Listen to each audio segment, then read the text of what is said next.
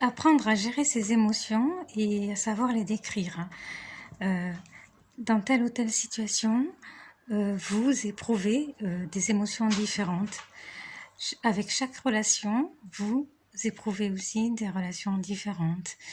Que vous, suivant le contexte aussi dans lequel vous vivez, environnemental, dans le contexte familial, dans le contexte professionnel, il est important d'identifier chacune de ces émotions et aussi de savoir communiquer, apprendre à communiquer ce que vous devez faire passer, transmettre, que ce soit dans le milieu professionnel ou familial. C'est très important d'apprendre à se situer, d'apprendre à prendre sa place et sa juste place. Donc voilà, tout cela sont des choses qui s'apprennent et d'abord il faut pouvoir verbaliser en fait ce qui se passe à l'intérieur de vous-même, comprendre les mécanismes qui s'installent.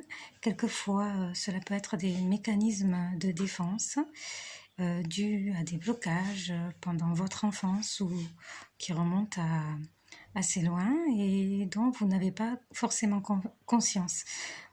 Permettre le déblocage, donc la libération de ces mécanismes, justement, est très important car vous allez pouvoir vous libérer et pouvoir devenir de plus en plus authentique.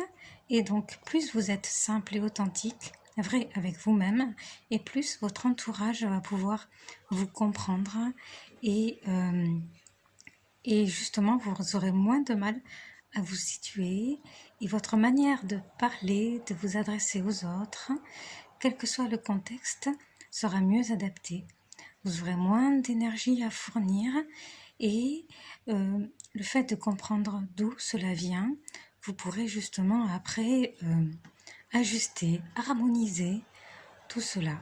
Donc la communication et les émotions, ce sont deux choses qui vont ensemble. Voilà, savoir parler sur un ton qui est vraiment justement ajusté avec la personne avec qui vous parlez. Cela diffère d'une situation à l'autre, d'une personne à l'autre, demande une adaptation, une capacité justement de savoir s'adapter à la vie en société.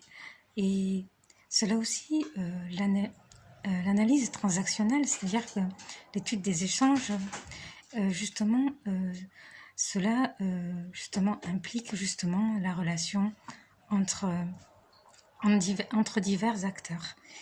Donc, vous transmettez un message et suivant ce que vous renvoyez, la personne aussi va vous répondre en fonction. Donc, c'est important de bien analyser, de placer le temps qu'il faut et de pouvoir justement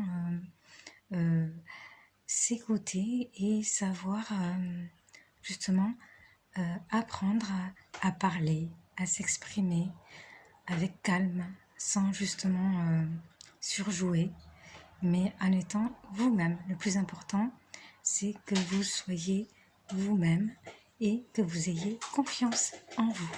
Voilà, c'était juste un petit topo. Je vous dis à bientôt, je vous remercie.